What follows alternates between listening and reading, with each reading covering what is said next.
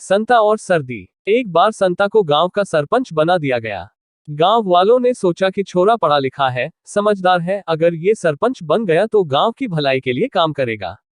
मौसम बदला। सर्दियों के आने के महीने भर पहले गांव वालों ने संता से पूछा, सरपंच साहब इस बार सर्दी कितनी तेज पड़ेगी? संता ने गांव वालों से कहा कि मैं आपको कल बताऊंगा। संता तुरंत ही शहर की ओर निकल गया। वहां जाकर मौसम विभाग में पता किया तो मौसम विभाग वाले बोले, सरपंच साहब इस बार बहुत तेज सर्दी पड़ने वाली है।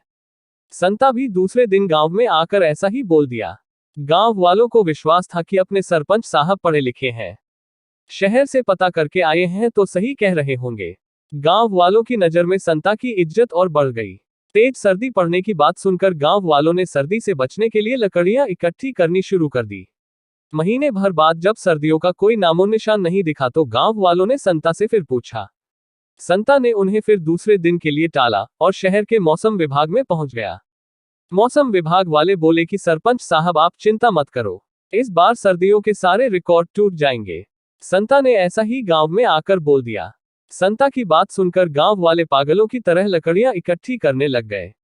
इस तरह 15 दिन और बीत गए लेकिन सर्दियों का कोई नामो निशान नहीं दिखा। गांव वाले संता के पास आए। संता फिर मौसम विभाग जा पहुंचा। मौसम विभाग वालों ने फिर वही जवाब दिया कि सरपंच साहब आप देखते जाइए कि सर्दी क्या जून ढाती है।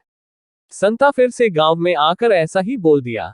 अब तो गांव वाले सारे काम धंधे छोड़कर सिर्फ लकड़ियां इकट्ठी करने के काम में लग गए। इस तरह 15 दिन और बीत गए, लेकिन सर्दियां शुरू नहीं हुई। गांव वाले संता को कोसने लगे। संता ने उनसे एक दिन का वक्त और मांगा। संता तुरंत मौसम विभाग पहुंचा तो उन्होंने फिर ये जवाब दिया कि सरपंच साहब इस बार सर्दियों के सारे रिकॉर्ड टूटने वाले हैं। अब संता का भी धैर्य जवाब दे गया। संता ने पूछा, आप इतने विश्वास से कैसे कह सकते हैं? मौसम विभाग वाले बोले कि सरपंच साहब हम पिछले 2 महीने से देख रहे हैं, पड़ोस के गांव वाले पागलों की तरह लकड़ियां इकट्ठी कर रहे हैं। इसका मतलब सर्दी बहुत तेज पड़ने वाली है। संता वहीं चक्कर खाकर गिर गया।